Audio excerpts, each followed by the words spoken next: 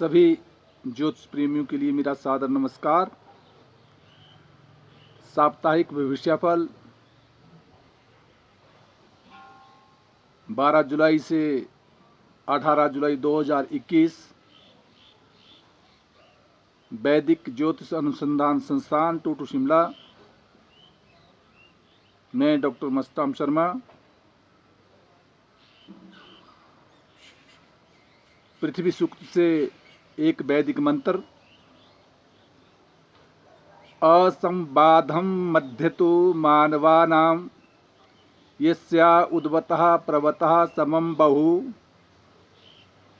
नाना वीर्या ओस्थिर्या विभर्ति पृथ्वी न प्रथताम राध्यताम न। ये वैदिक मंत्र पृथ्वी सूक्त से लिया गया है। इसमें मानवों के बीच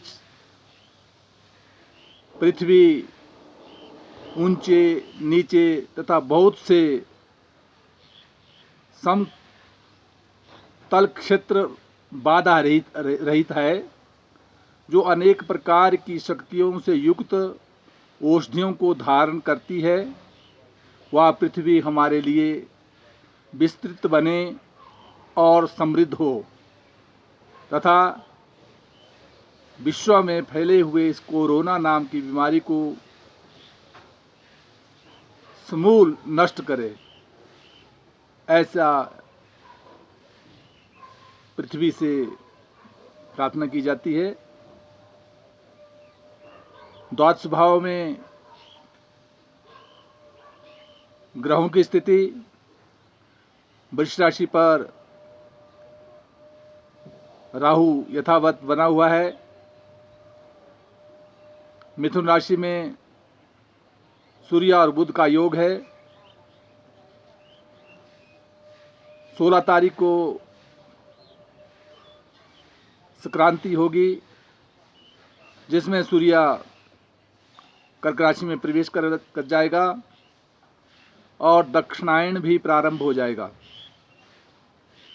दक्षिणायन में यज्ञोपवीत संस्कार, गृह प्रवेश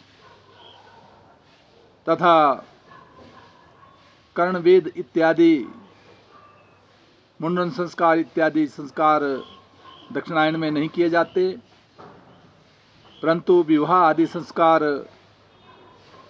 यथावत चलते रहते हैं। कर्क राशि पर मंगल, शुक्र और चंद्रमा का योग बना हुआ है। शुक्र ग्रह 17 तारीख को सिंह राशि में प्रवेश कर जाएगा। वृश्चिक राशि पर केतु रहेगा। मकर पर शनि, जो बकरी रहेगा, और गुरु ग्रह कुंभ राशि पर विचरण करेंगे। मेष राशि का जातक और उसका स्वामी ग्रह मंगल चतुर्थ स्थान में शुक्र और चंद्रमा के साथ विराजमान है। चंद्रमा यद्यपि स्वगृह है, जो मातृसुख, जमीन और प्रॉपर्टी से विशेष लाभ की प्राप्ति करवा रहा है, तो परंतु मंगल नीचस्थ होने के कारण जो है कदापि शारीरिक स्वास्थ्य का भी विशेष ध्यान रखना होगा। वहाँ दसम भाव में नौकरी के क्षेत्र में विशेष सफलता के योग है और धन प्राप्ति का योग बना रहेगा। वहाँ वृष राशि का जातक और उसका स्वामी ग्रह शुक्र ग्रह, जो अपने से तृतीय स्थान में पराक्रम भाव में विराजमान है, मान सम्मान प्रतिष्ठा बनी रहेगी। कहीं बाह्य स्थान से यात्रा के योग बन सकते हैं। वहाँ द्वितीय स्थान में सूर्य और बुध का होना धन प्राप्ति के योग करवा रहा है, परंतु दाम्पत्य जीवन में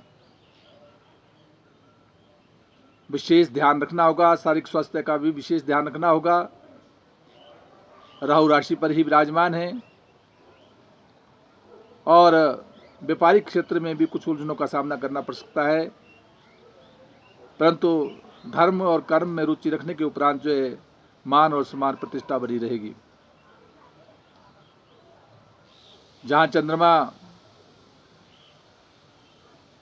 यात्राओं के योग बना रहा है, उपरांत चंद्रमा सिंह राशि में चला जाएगा जो चतुर्थ स्थान में होगा, इसलिए कहीं कलह इत्यादि से बचना होगा।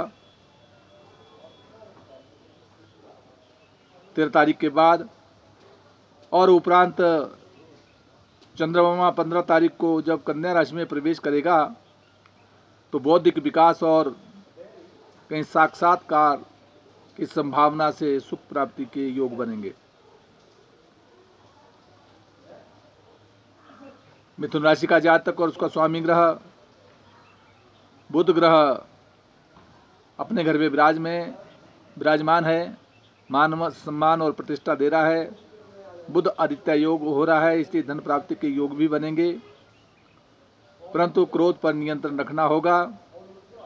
द्वितीय भाव में 3 ग्रहों का योग है, उपरांत शुक्र ग्रह जो है तीसरे भाव में विराजमान हो जाएगा। कहीं यात्राओं के योग बनेंगे, मान और सम्मान प्रतिष्ठा बनी रहेगी। दाम्पत्य जीवन में भी सुख की प्राप्ति होगी और धर्म और कर्म में रुचि बढ़ेगी और साथ व्यापार में भी लाभ की प्राप्ति होगी। कर्क राशि का जातक और उसका स्वामी ग्रह चंद्रमा स्वगृही होकर विराजमान है। मंगल के कारण कदापि क्रोध पर नियंत्रण रखना होगा और साथ जो है जहाँ शनि पूर्ण दृष्टि से राशि को देख रहा है, वहाँ मंगल भी सप्तम भाव को उच्च दृष्टि से देख रहा है, इसलिए दाम्पत्य जीवन में और व्यापारिक क्षेत्र में मान सम्मान प्रतिष्ठा बनी रहेगी।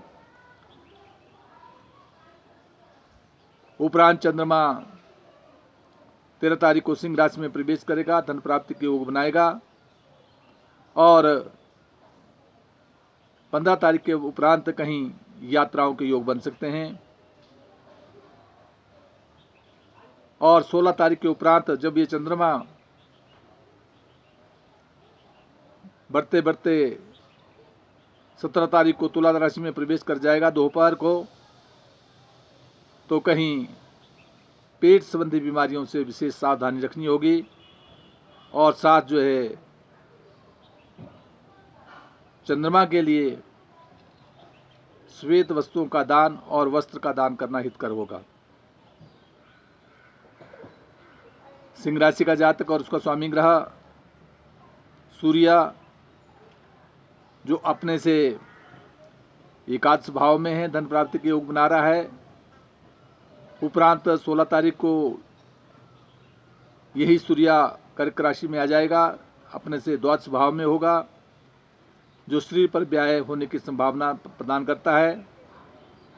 दाम्पत्य जीवन में और व्यापारिक के क्षेत्र में बृहस्पति सप्तम भाव में समक्षेत्री होने के कारण मान सम्मान प्रतिष्ठा को देता है तथा व्यापार से विशेष लाभ की प्राप्ति होगी। वहाँ दसम भाव में जहाँ राहु विराजमान है, राजनीतिक के क्षेत्र में विशेष उपलब्धियों को प्रदान करेगा।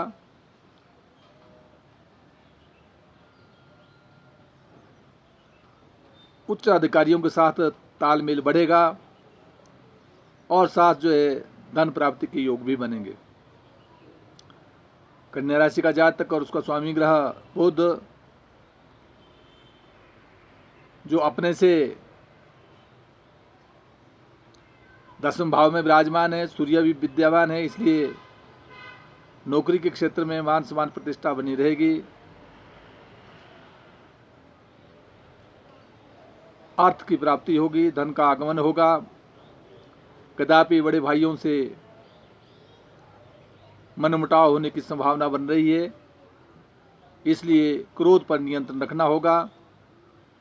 वहाँ दाम्पत्य जीवन का स्वामी बृहस्पति अपने से षष्ठ भाव में होने कारण जो है कुछ व्यापारिक के क्षेत्र में और साथ जो है दाम्पत्य जीवन में कुछ उलझनों को प्रदान करता है, इसलिए बुद्ध मंत्र का जाप और गुरु मंत्र का जाप करना सदैव हितकर रहेगा।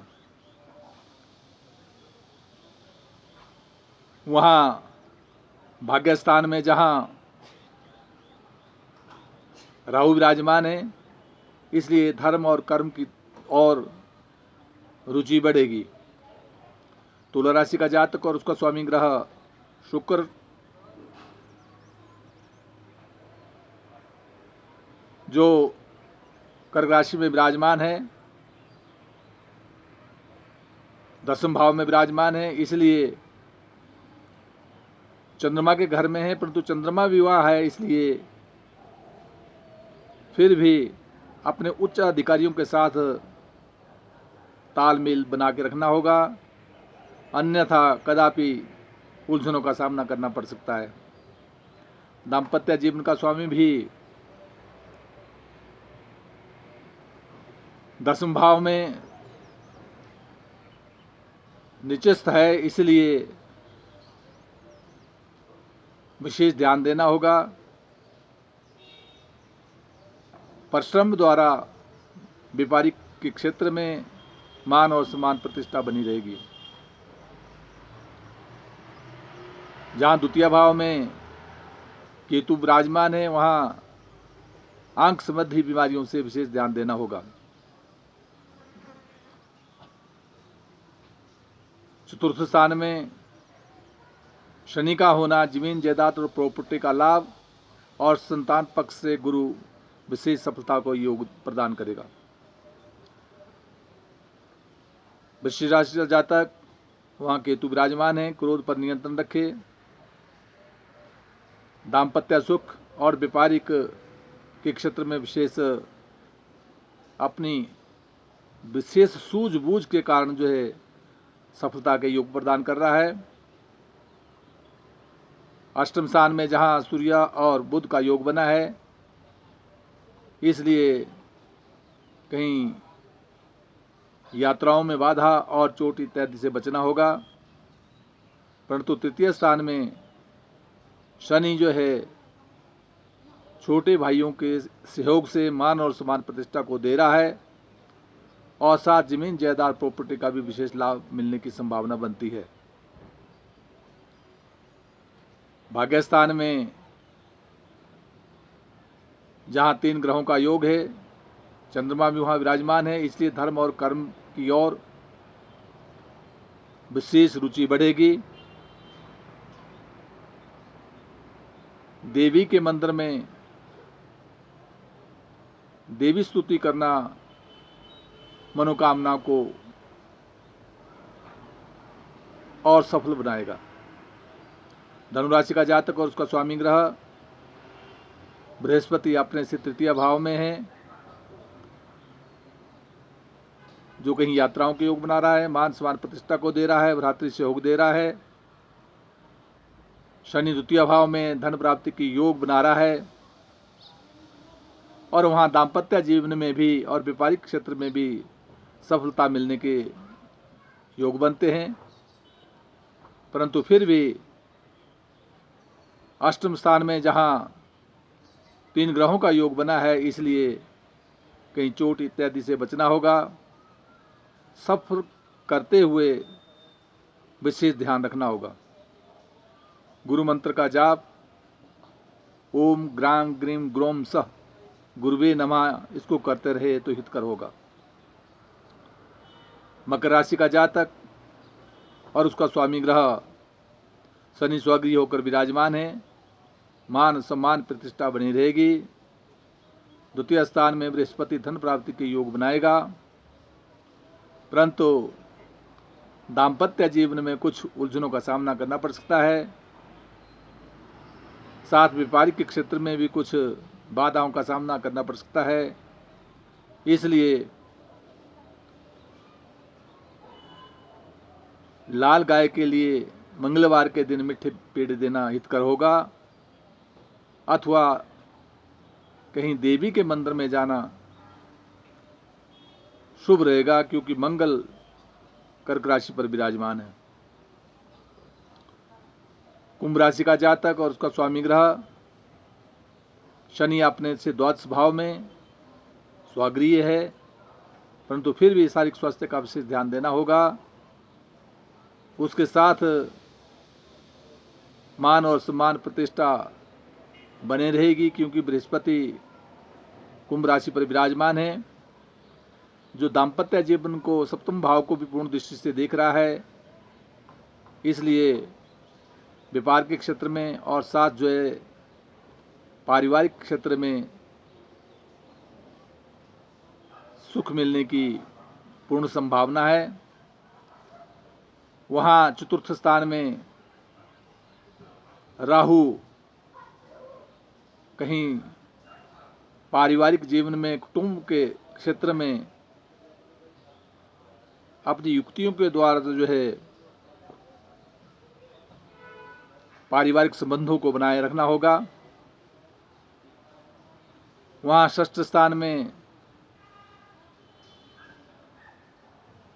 शत्रु पक्ष जहाँ प्रबल होने की संभावना बनती है, वहाँ अपनी युक्तियों के द्वारा उन समस्याओं का समाधान करना होगा। मीन राशि का जातक और उसका स्वामी ग्रह बृहस्पति अपने से द्वादश भाव में है, कुछ शरीर पर व्याय करवा रहा है। शारीरिक स्वास्थ्य का विशेष ध्यान देना होगा। वहाँ पंचम भाव में जहाँ 3 ग्रहों का योग बना हुआ है, चंद्रमा स्वागृह होकर विराजमान है, इसलिए बौद्धिक विकास करवाएगा, परंतु मंगल के कारण कदापि क्रोध पर नियंत्रण रखना होगा। दाम्पत्य जीवन का स्वामी और व्यापार घर का स्वामी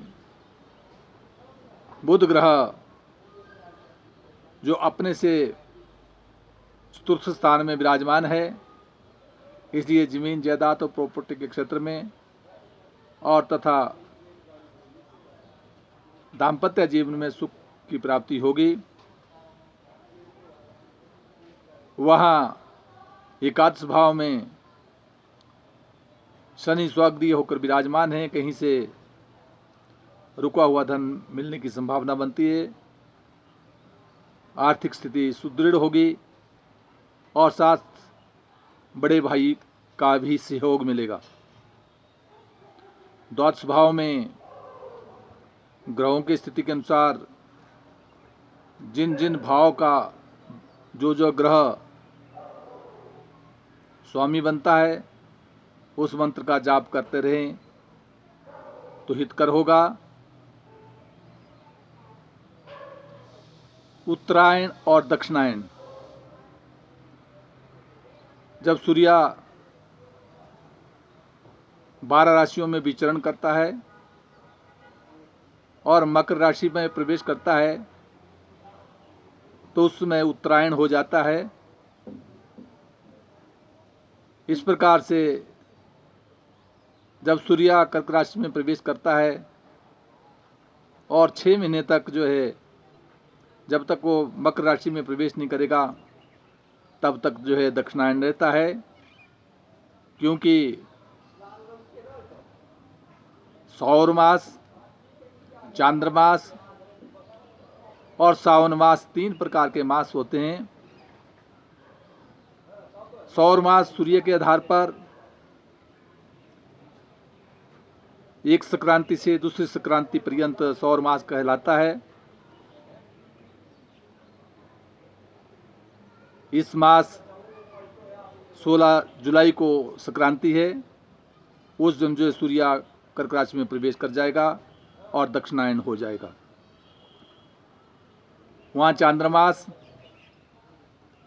एक शुक्ल पक्ष की प्रतिपदा से लेकर और अमावस्या पर्यंत जो है शुक्ल पक्ष और कृष्ण पक्ष दोनों मिलाकर जो है एक चांद्रमास बनता है। और सावन मास सूर्य उदय से लेकर और दूसरे दिन सूर्य उदय तक का जो समय होता है, उसे सावन मास के नाम से जाना जाता है। इसलिए दक्षिणायन होने पर जो है, जो शुभ कार्य गृह प्रवेश इत्यादि या मुंडन संस्कार या कर्णवेद इत्यादि जो है दक्षिणायन में नहीं होते। अन्य विवाह आदि कार्य यथावत होते रहते हैं। जय हिमाचल, जय भारत।